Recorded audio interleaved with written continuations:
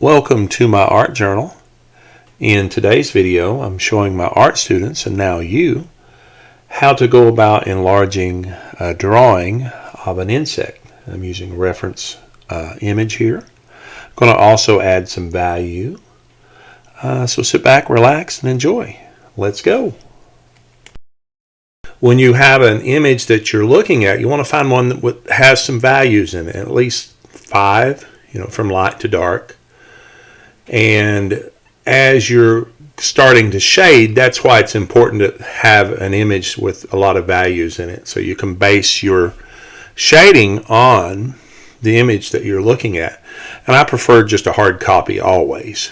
But so proportion is one of the hardest things for people to get correct, and that's why I want to show you this. In this particular image that I'm showing you, the grasshopper is kind of blending in with the background, which is the whole role of its color in life. But because of the image, or maybe the printing of the image, it's really hard to distinguish between background and foreground. Or here's a really good example. And then, of course, this is the one I'm going to use to draw, but the contrast there between light and dark. The insect itself, you can see very obviously against the background.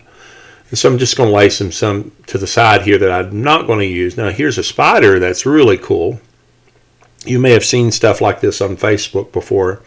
Some good shadow underneath the insect or behind the insect also is really good.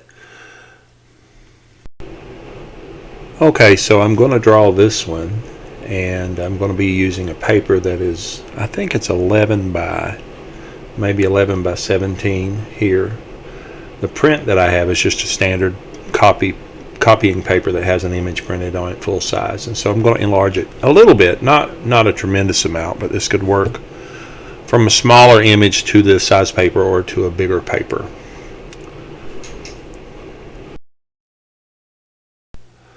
So I've got a little spot on my camera lens here, apparently, and I'm pointing it out here. We're just going to have to deal with it. It kind of aggravates me, but I can't get rid of it. So what I'm doing here is thinking about the overall shape and getting just maybe a general placement of where I'm going to put it. And so I start out with shapes first. Of course, it's a horizontal image, and it's going to be on this page. Page is turned horizontally or landscape-wise. And so then right now I'm just pointing out that shape. It's like an oval. And so I kind of just start out by drawing a large oval here. And the whole purpose of this illustration here is to help you learn how to enlarge an image, whether it's an insect or a house or a person or whatever. So general shapes. And so now I'm concentrating on, I've got my image off to the side looking at it, just getting a general shape for the objects that are on this insect, and referring back to my original reference sheet quite often. So as you can tell here, I'm looking back at my reference sheet quite often. I want to illustrate here how that you can use this reference sheet when you're drawing, and please make sure that you have it. Look at it, whether it's on your phone or whether it's something in front of you you're drawing from life. Always keep it where you can look at it and draw too. And so I'm just refining a little bit of the details here. And right now is not a time for details, really. It's just I'm trying to get the shapes correct. Working on the leg here, and I always start out by drawing a line first. And I'm going to look to see where that little corner of the leg, where it intersects with, like, straight down to the head of the insect. And here I'm just pointing out how far that leg comes out compared to the front of the insect. And I'm only drawing lines. I'll come back in a little bit and I'll add some weight or some thickness to those legs. Just right now getting placement.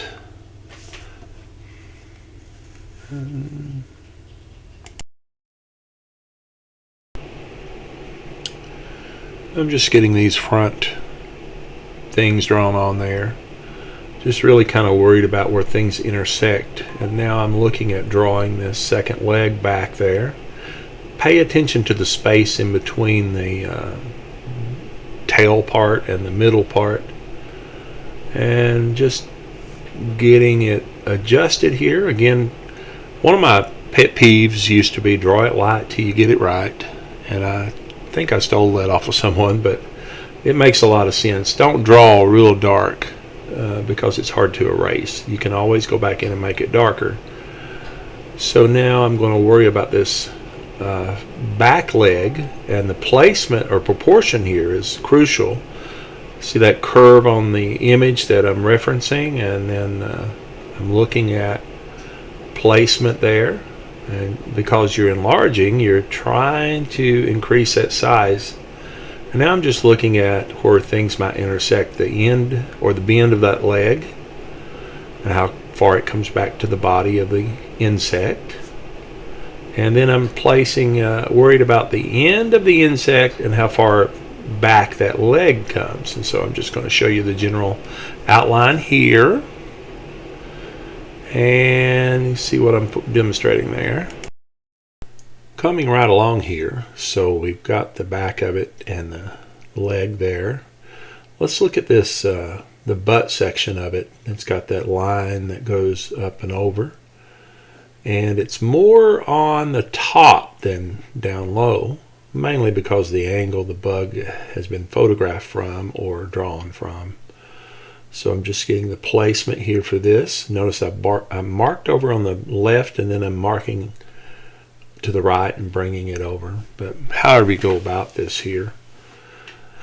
And so now let's work on these bottom legs, and I'm just worrying about placement again, referring back to my reference sheet, and then looking at the top legs. And if you notice that bottom front leg, it's a little bit farther back than the top one, mainly because of the angle that the insect is, I think that's a potato bug, has been filmed from or photographed from. So now I'm just showing you some proportions here. What you have to do is compare the proportions on your drawing to the proportions on your drawing, and not, so that's the reason I was measuring the head there compared to the leg or whatever, because if you measured the proportions from your drawing to the reference sheet, it would totally be different. So anytime you're doing a proportion, okay, let's worry about the second leg now. Looks like it comes right out of the insect in that crease there, again because of the way it's photographed. And here you can tell that I've really messed up. I am going to run out of room on the bottom part of this page, but that's okay. This is real life drawing, and so here we go. Maybe if I had moved this insect up a little bit, it would have all fit on here. But it is what it is, and we're going to keep on going.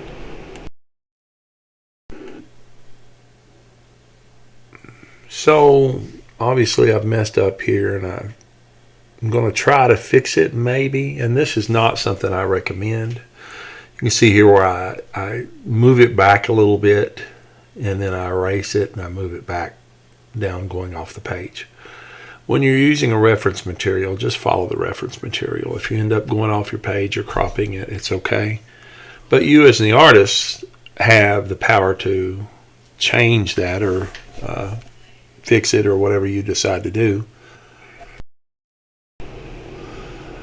So now this back leg, if you notice here, it's farther back than the top back leg.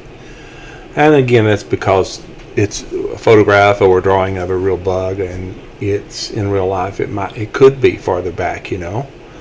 And so here we go. I'm just going to sketch this out, and in our reference image, that leg actually goes off the page, but we're going to have to ad-lib a little bit here and just fix it on the page since I'm drawing it the way it is. Use the top leg as a reference to how this bottom leg will look when you're adding the thickness of the leg and adding the shadow.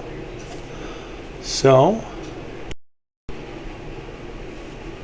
Okay, so at this point I'm going to look at cleaning up any mistakes, and I'm looking at my reference, of course, but I'm going to go back in here and tweak this leg just a little bit. Right now is the time to erase and fix. If you see anything that's off, right now is the best time to go ahead and fix that. That's why it's so important to draw it light till you get it right. A lot of these lines are just loosey-goosey lines I sketch when I draw, and so right now I'm just examining these parts of the reference sheet. I'm going to go in there and work on this part in my insect drawing. So I'm going to fatten this leg up, or the puncture up, or whatever this thing is up front. It's a leg of some sort, I'd say. And you see what I'm doing here. As I go through there, I'm always looking back and forth at the reference, and that's why I keep pointing it out. Going through here, and well, we're just fixing that. I don't know what those are, but those are like claws and they grab onto things.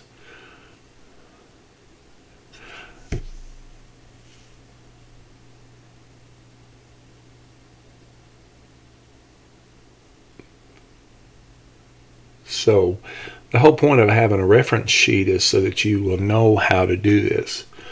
I had this argument or discussion with kids all the time that you can do it your own way, but you need to learn how to draw it first, and then you go in there and change it later. Add your own little style to it, of course.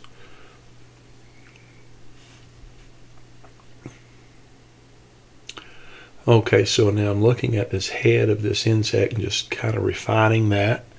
Refine is such a cool word. I'm going to erase the lines that I put there in the leg first, and I'll do this to each leg after I fatten it up because we're going to shade it.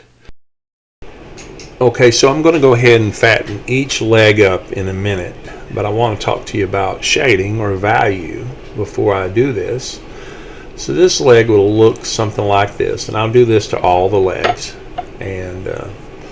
and maybe refine some of them a little bit more. So let's look at value here. So lights and darks. What I do is I try to match the lighter values first, and I look at the whole insect, of course, or whatever you're referencing. Do not use a number 2 pencil to do your shading. I know that we all are guilty, myself included, use the number 2 a lot. And they make specific pencils, but to be honest with you, I prefer just a good old coloring pencil, black, and you basically would just push firmly to get a dark value and lightly for a light value. So I'm illustrating here how I'm pressing really hard with this number 2 pencil, and I've got a dark value. It looks dark somewhat, but when you move it around in the light, see how that has that shine about it? And it's really not black. It's kind of a gray. Of course, it's not lead. It's graphite, I guess. And now look at this black coloring pencil I'm pressing firmly. Compared to that pencil, difference, right? So use your pencil mainly for outlining, sketching, and then get you some good shading pencils, or using just a black coloring pencil, and that's what I prefer myself. So right now I'm just going to illustrate how I might go about drawing part of this insect and matching the value. And here I'm showing you how I can do that with this coloring pencil. Maybe the dots on the back of this potato bug, or even that crease there in between the butt and the middle of the body. And so as you do this, see how I'm pushing hard in some places using that pencil and lightly in other places. Coloring pencil does not erase well, so if you will start out light and get darker, you're better off. Occasionally you can get them to erase, but most of the time they do not. So now, see, I'm just kind of showing you that area of the leg maybe. and pointing that out. Go in here, and I'm drawing this front part of the head or the middle part of the bug again just to show you, and I get dark here. So now you can even use a stump or a blending tool to blend coloring pencils. Something to keep in mind is that you need at least 5 different values, all the way from white to black on your paper when you're finished. And if you have a good reference sheet, it will have those 5 different values or reference image. You sometimes have to really look for the light, which is highlight, and then a color or a little one that's just a hair darker, which would be like light, and then shadow, and then reflected light. And each, if you find something good, it's going to have all 5 of those values. Check out one of my chiaroscuro videos for the 5 values that you need to look for. So here I'm just pointing out the differences in values, and then I want to suggest that maybe, if you want to go just a little bit darker, use a pen or a permanent marker after you have the whole thing shaded, of course. Now the bad part about ink is sometimes it has a red reflection about it because of the chemical makeup of it. So I don't know if I would do that. India ink, of course, would be great if you could use that. But that's up to you. So here we go. We're going to wrap it up with this final image of our potato bug here. Enjoy this thing. Good luck and God bless.